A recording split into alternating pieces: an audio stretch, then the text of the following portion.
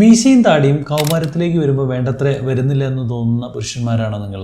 അപ്പോൾ കൃത്യമായിട്ട് മനസ്സിലാക്കേണ്ട ഒരു കാര്യം, നമ്മുടെ ലൈംഗിക ഹോർമോണായ ടെസ്റ്റോസ്റ്റിറോണിൻ്റെ ആക്ഷൻ്റെ ഫലമായിട്ടാണ് പലർക്കും മീശയും അതുപോലെ താടി വളർച്ചയൊക്കെ കൃത്യമായിട്ട് വരാം. പല ആൺകുട്ടികളെ നമ്മൾ കാണുമ്പോഴും അവർക്ക് ചൈൽഡിഷായ ഫേസ്, അല്ല വളരെ ക്യൂട്ടായിട്ടുള്ള ഫേസ് ഉണ്ട് എന്നുള്ള രീതിയിൽ പറയും. പക്ഷേ എൻഡോക്രൈനോളജിക്കലി അല്ലെങ്കിൽ ഹോർമോൺ പരമായിട്ട് നോക്കുമ്പോൾ അത് അത്രത്തോളം ഫേവറബിൾ അല്ല.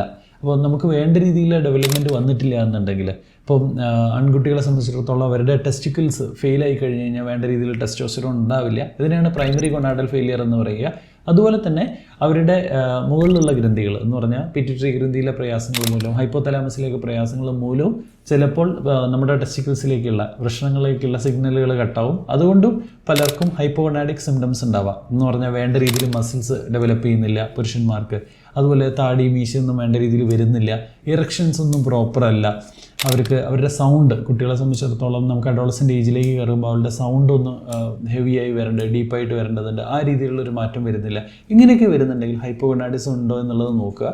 പ്രാഥമികമായി നമ്മൾ ചെയ്യേണ്ട ടെസ്റ്റ് എന്ന് പറയുന്നത് ടോട്ടൽ ടെസ്റ്റോസ്റ്ററോൺ തന്നെയാണ്. അതിൻ്റെ അളവ് തന്നെയാണ് അസസ് ചെയ്യേണ്ടത്. ഹൈപ്പോഗൊണാഡിസം ഉണ്ടെങ്കിൽ കൃത്യമായിട്ട് ട്രീറ്റ് ചെയ്യുക. അല്ലെങ്കിൽ അവർക്ക് പിന്നീട് ഭാവി ജീവിതത്തിൽ അതിൻ്റേതായ ദൂഷ്യഫലങ്ങൾ ഉണ്ടാവും. Thank you. Stay healthy.